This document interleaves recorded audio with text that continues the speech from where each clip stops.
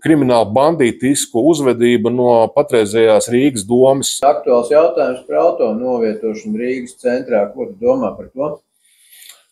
Es uzskatu, ka tas, kas ir saistīts šobrīd ar mašīnas novietošanu Rīgas centrā, ir pārvērties par kaut kādu pilnīgi tādu, kriminālu bandītisku uzvedību no patreizējās Rīgas domas varas puses Rīgas satiksmes personā.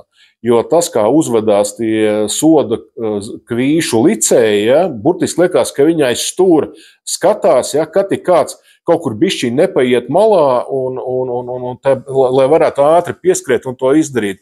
Man pašam nesen bija situācija, kad es nostājos uz Elizabetes ielas, man vajadzēja apmeklēt vienu veikalu, kur bija blakus automāts. Es izmēģināju samaksāt par stāvvietu ar karti. Viena negāja cauri, otra negāja cauri.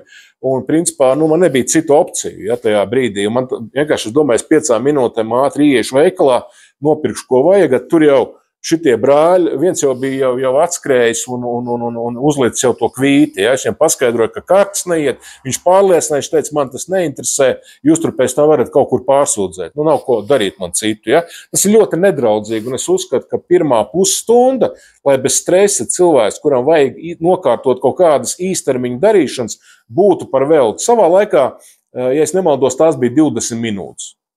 Manuprāt, pusstunda ir pilnīgi optimāli. Un es nesaprotu, kāpēc vajag tik maniakāli uzvesties Rīgas varai, dēļ tās naudas un augot tos cilvēkus un viņiem uzdot šādi izturēties pret pilsētas iedzīvotājiem un viesiem.